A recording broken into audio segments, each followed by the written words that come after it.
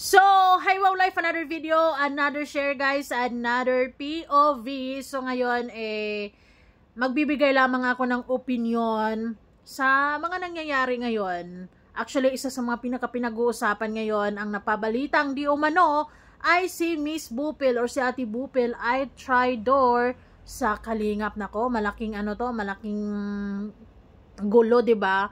So, anyways, alam ko marami sa atin na nakasubaybay sa kanya dahil lodi talaga siya pagdating sa pagbibigay ng reaction. Andun yung tapang, andun yung basta matapang siya at magaling talaga siya sa ginagawa niya, sa totoo lang. So, the real question here, traitor nga ba talaga si Miss Bupil sa Kalingap? Actually, umikot ang issue na to dahil sa nangyari sa Danjoy. At sa sunod-sunod niyang pag-reaction kay Kalingap Dan or sa Team Brooks, parang mas lalong uminit ang tensyon. Parang mas lalong uminit ang mga issues, 'di ba? And para sa akin, sa totoo lang, wrong move si Ate Bupil or si Miss Bupil doon sa isang content niya na pagpapaalis sa Team Brooks or kay Kalingap Dan sa Kalingap. This is just my point of view ha, pero hindi ako naniniwala na traitor siya sa Kalingap.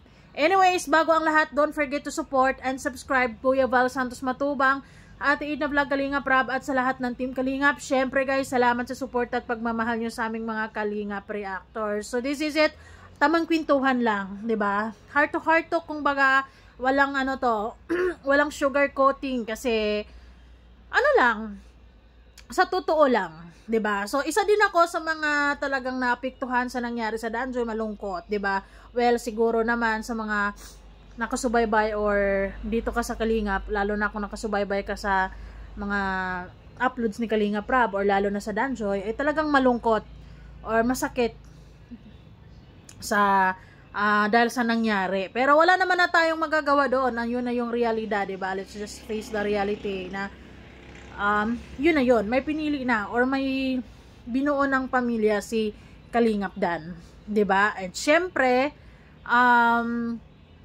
masakit yon para sa mga taong naniniwala na may forever ang Danjoy, pero wala, and it ended like hello, love team lang daw sila. Anyways, hindi naman na natin or hindi ko naman na i-push ang Danjoy dahil alam ko naman na wala nang pag-asa and it's better off na hanggang dyan na lang, 'di ba? Kasi wala na. Life must go on and let's move forward little by little. Anyways, naging madrama tayo sa part na yan kasi kapag pag-usapan natin yan, medyo fresh pa kasi ang mga nangyayari, magiging deep yung natin, emosyon. So ngayon, kaya nasabi ko na wrong move si Ate Bupil or si Miss Bupil sa sinabi niya sa isang video na umalis kayo dito sa Kalingap para mas matahimik ang Kalingap, para bumalik or mga ganon, para kasi naiintindihan ko din naman siya na talagang nasaktan din siya sa nangyayari sa Danjoy, sa totoo lang. And siguro yung out of concern niya kay Kalingap Rab or kay Kalingap Dan, kay Kalingap Rab, kay Kuya Val na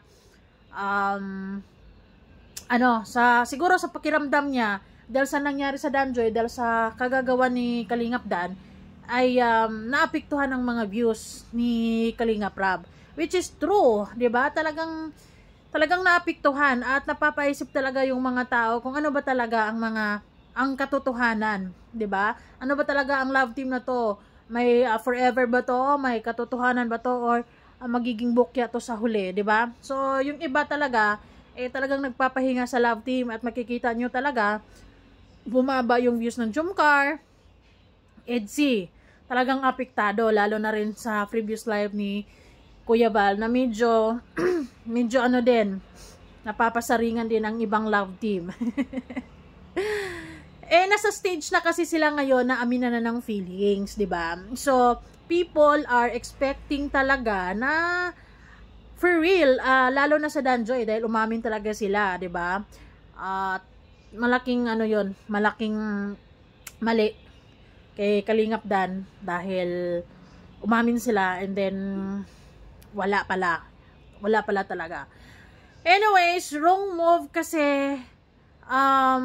para sa akin, walang ano, though as a reactor, siguro naman, ay may karapatan talaga siyang, ano, magbigay ng reaction. Pero siguro, sa part na yun, baka napasobra lang si Ate Bupil sa part na siya na yung mismong nagpapaalis sa Team Brooks or kay Kalingap Dan para sa ikakaayos ng Kalingap. 'Di ba? I do believe na it's a wrong move kasi hindi naman na-open ni Kalingap Rab or ni Kuya Val yun sa live niya. Siguro kung na-open ni Kalingap Rab or ni Kuya Val, like nung Rochelle noon, na na-open niya na it's better na magkanya-kanya, siguro magandang push yung kay Ate Bupil o yung kay Miss Bupil na reaction. Pero wala eh. Sa totoo lang, after what happened sa Danjoy, I believe na Kalingap or Kalingap Rab or si Kuya Val they are trying to fix, 'di ba? Or to hold on to na magiging okay pa din ang lahat, na sana yung mga tao ay or like hindi maapektuhan yung ibang love team, 'di ba? Or actually sinusubukan nilang maging maayos ang tingin ng mga tao kay Kalingap Dan pa din, 'di ba? Pinapaliwanag ni Kuya Val ang mga bagay-bagay na si Kalingap Dan, ganito gisyo, ganito ganyan, matanda na, it's better na to start a family na, so on and so forth. 'Di ba? Whatever the reason is, nasaktan na rin ng mga tao, marami nang nasaktan. Ang sa akin lang, malaking it's a big no for me na to start a reaction na magpapaalis sa Team Brooks or kay Kalingap Dan na hindi pa naman nabuksan ni Kalingap Rab ang usaping ito or kay Kuya Val, 'di ba? Parang para sa akin walang sinumang reactor or kahit sa kalam ka pa na reactor na mag-start ng isang bagay na tulad ng pagpapaalis, 'di ba? Kasi one Kalingap, one family eh. Nararamdaman ko talaga dito sa nangyayari sa Danjoy, kahit andon yung disappointments, andon yung anger, andon yung malungkot ka, pero they are trying the best na makakaya nila para magiging okay pa rin ang imahe ni Kalingap Dan, para sa mga magiging okay pa rin ang imahe ni Kalingap Dan, 'di ba? And they did their part talaga. Kalingap Dan, Kalingap Rab part is talagang ginawa niya yung part niya na bilang isang direktor, 'di ba? And si Kuya Val din. Parang yun yung nararamdaman ko, 'di ba? Parang hindi nila hinuhusgahan si Kalingap Dan na sige, hanggang diyan ka na lang dahil nagawa mo to, 'di ba? Parang they still give chance to Kalingap Dan to na maging mas mabuting tao, na mas maging better person, na maisaayos ang mga bagay-bagay, 'di ba? At mas magiging masaya at mas magiging komportable sa mga ginagawa niya sa araw-araw. To stand first sa pinili niyang pamilya, magiging pamilya kasi buntis na nga, 'di ba? So yun yung part na yon, siguro sa live ni Kalingap Rab kagabi, doon yun na trigger siya na parang between reactors and kay Kuya Brooks or sa Team Brooks, or lalo na kay Kalingap Dan or sa kay Kuya Brooks, syempre pipiliin niya yung side ni Brooks, ni Kuya Brooks or ni Kalingap Dan, 'di ba? Kasi ayun na kamag-anak sila or blood is thicker than water, ganon.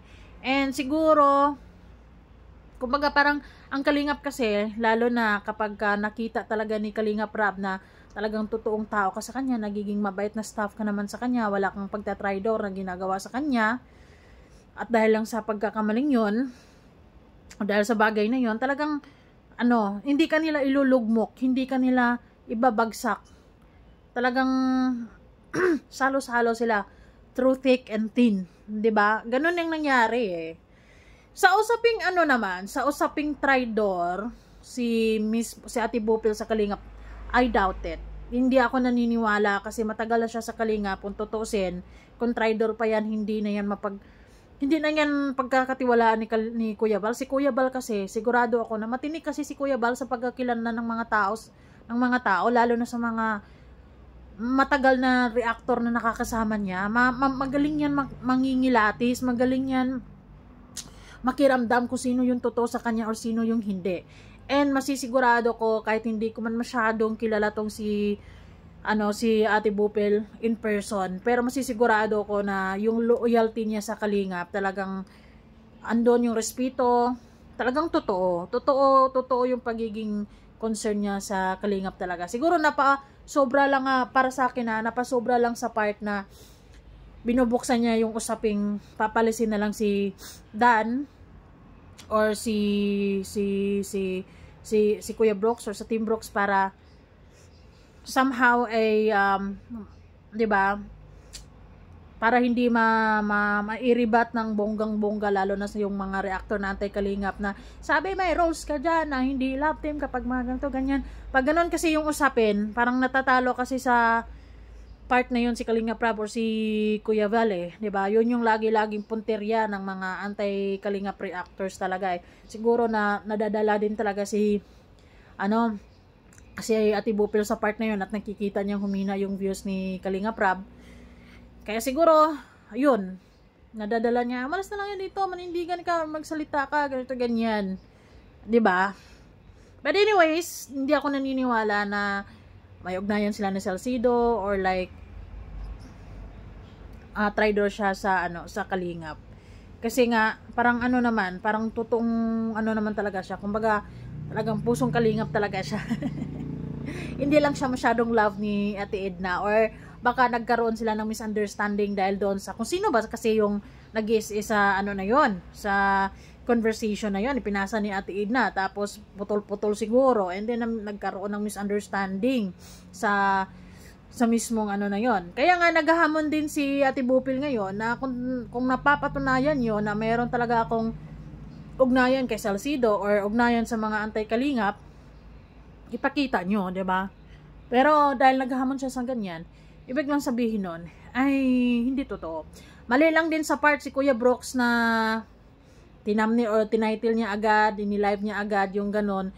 Tapos hindi man niya kinlaro kung sino ba talaga yun, 'di ba? Excited masyado si Kuya Brooks siguro kasi talagang mga ilang araw na rin kasi silang nagkakasakitan, dala ng emosyon.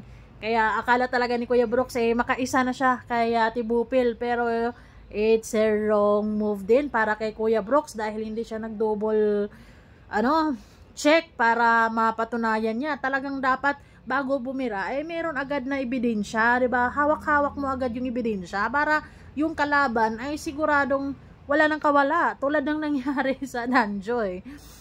Issue pa lang, pero dahil hawak-hawak na yung mga ebidensya, kitang-kita na wala nang kawala. Anyways, ayun, yun yung napapansin ko talaga na sa part na yun medyo uminit din si Kalingap Rab, kasi kumbaga si Kalingap Rab expected na yun na maapektuhan talaga yung views niya. He knows it, 'di ba? Pero hindi rin niya afford or hindi rin niya pwedeng basta pabayaan na lang si Kalingap Dan na alisin na lang din sa Kalingap at magkaroon ng sariling community. 'Di ba? Parang hindi ganon, 'di ba? One Kalingap, one family. Kumbaga, magkasama sila sa saya, magkasama sila sa problema, sa lungkot at kung ano-ano pa man. 'Di ba? Kumbaga handa kanilang damayan. Ganon. And hindi para sa akin hindi basta-basta yung yung nangyari. Iwan ko kung kailan makakalimutan ng mga taong sobrang nasaktan talaga dahil sa nangyari. Pero hopefully may pakita din ni Kalingap Dan yung best version ng sarili niya para naman everyone deserves a second chance, 'di ba? So, ayun. Well, si Kalingap Rab or si Kuya Val ay talagang, of course, si Ate Bupil naman, ang inaalala lang niya na kung anong masasabi siguro ng mga ibang reactor, lalo na yung mga anti-Kalingap, 'di ba? Kung anong mabibira, kung anong masasabi. Pero siguro si Kalingap Rab hindi na yun masyadong inaalala, hindi na masyadong importante kung anong sasabihin ng ibang mga tao. Simula pa man may nangyari or bago pa man nangyari yung Danjoy or nagkaroon ng problema, yung mga anti-kalingap talaga, lagi-lagi naman talagang negative ang feedback. Wala naman silang nakitang positive sa kalingap talaga. Because, wala silang pake, di ba? Nag-ano lang sila dyan. Sila yung mga tipong tao, nag-aantay ng mga migang mangyayari or issue sa kalingap, and then, sila yung magiging mas masaya, 'di ba? Ay, ito na yung fall down ng kalingap. Hello, it's a big no, 'di ba? Bagkos ay mas na-appreciate ko din si Kalingap Rab sa kabilang banda na he tried the best na sa abot ng makakaya niya na sama-sama sila sa problema, 'di ba? Hindi niya pinababayaan si Kalingap Dan dahil ikaw yung gumawa ng desisyon na ganito ganyan, bahala ka, 'di ba? Kumbaga, labas ka na sa kalingap, hindi na kita tatanggapin, hindi ganon. Kumbaga, inakap niya si Kalingap Dan. Diba? At, ayun, kita nyo naman kung paano ang dipinsa nilang lahat. Diba? Anyways, yun na nga ang realidad. Siguro, yun yung best para sa Danjoy. Diba?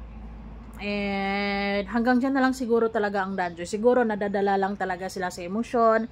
Lalo na si Ate Bupil, nadadala din siguro siya sa emosyon. Sa mga pinagsasabi din ni wait lang. Lalo na sa mga pinagsasabi din ni Kuya Brooks ng mga nakaraan. Same, vice versa, 'di ba? So kayo guys, basta ako doon lang para sa akin na medyo sabit o sumabit si Ate Bupil sa part na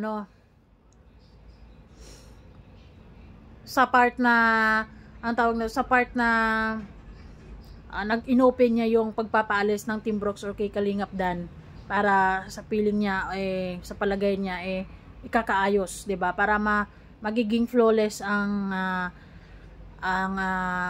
imahe ng Kalingap, 'di ba? Pero hindi ganon. Walang community na perfect, 'di ba? There's always a problem, and actually para sa akin na-appreciate ko, mas lalo mong ma-appreciate ang samahan nyo, mas lalo mong ma-appreciate ang problema nyo or yung samahan, yung friendship, kung susubukin kayo dyan ng mga problema at still you hold each other pa din, 'di ba? Hindi sa bawat pagkakamali ay ligwak ganun agad. Okay sana yung push na yun ni Ate Bupil kung si Kalingap Rab or si Kuya Val ang nag-open up first. Pero hindi kasi, so feeling ko it's off. Pero pag usaping traidor, hindi ako naniniwala. Kasi hindi yan magtatagal sa Kalingap or matagal ng sinipa yan ni Kuya Val kung traidor yan si Ate Bupil. Kung meron mang mas nakakakilala sa mga reactors or sa views, especially ay si Kuya Val, 'di ba? Si Kuya Val. Ayun. Siguro dahil nagkakaroon lang kasi ng masyadong mainit na yung tension, kaya ganon. Mas lalong uminit ngayon dahil itong si Dr. Love naman, bira kung bira, hindi naman nag-double check din. Sama-sama pa sa issue, hindi naman dapat siya kasama. Hindi naman siya dapat kasama sa usapin na yon dahil dapat nag-focus lang sa side C. Dahil hindi siya nag-double check, naniwala lang din siya sa mga sinasabi ata ni Kuya Brooks. Si Kuya Brooks naman, hindi rin nag-double check sa sinasabi niyang traidor si Bupil. Basta lang kasi siguro naisip nga ni Kuya Brooks, ito na yung pagkakataon na ligwak ganon ka dyan. Walang ganon. So anyways guys, salamat. Comment down below kung anong masasabi nyo sa opinion ko. Pero dito, sa pagkakataong ito na sinubok ang Kalingap, dito ko mas lalong na-appreciate yung samahan nila, na masasabi mo talagang through thick and thin, they got each other's back. Okay? So, salamat po. Maybe yung iba hindi ma-appreciate ito, pero sa katulad ni Kalingap Dan or sa basta one Kalingap, one family 'di ba? So, talagang magkakasama sila sa hirap at ginhawa diyan. And I think hindi na rin hahayaan ni Kalinga Prab na may mabawas pa sa keyboys niya or sa kasamahan niya, 'di ba? So, ganon.